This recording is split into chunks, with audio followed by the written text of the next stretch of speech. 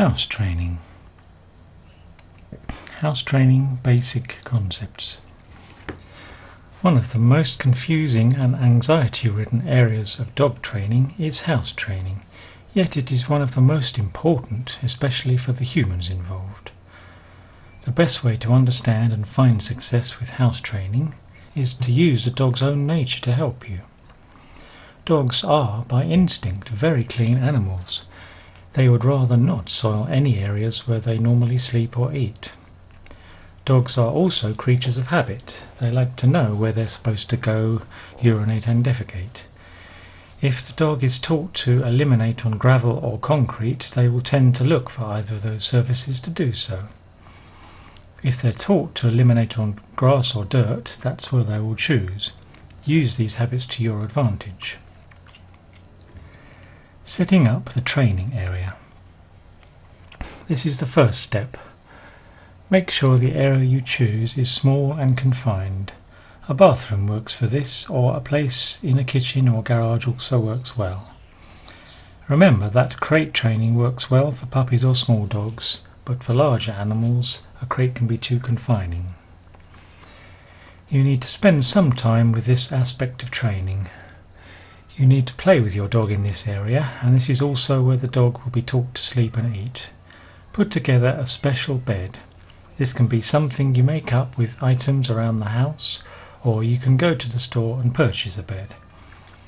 Don't worry if your dog eliminates in this area first. Once they figure out that this is where they sleep and eat, they'll stop eliminating there.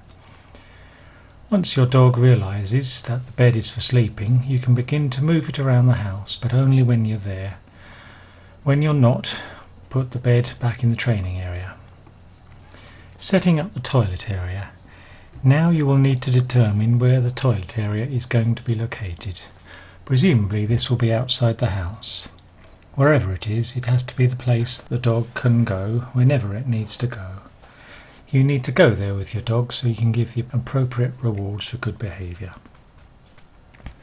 Establish a set feeding schedule for your dog. If the dog is in the habit of being fed at certain times, the natural process of elimination will also begin to occur at certain times. Once you learn when those times relate to eating times, it will become much easier for you to guide the dog to the established toilet area. Don't forget to make sure your dog has ready access to this toilet area. That way mistakes aren't as likely to occur. Continuing the house training process. Once your dog is in the habit of eliminating in the toilet area and not in the sleeping eating area, you can begin to extend the training area to the rest of the house. Do this slowly. Start by expanding to one additional room and then gradually expand into other areas. Don't expand into new areas until you are sure that your dog has control of its bladder and bowels. At first, do this only when you're around. If you're away, then put the dog back in the original training area. Speeding up the process. If you have to move this process along more quickly, you can do so. Remember to proceed with caution though. It's better to go slowly than have to try to retrain the dog later.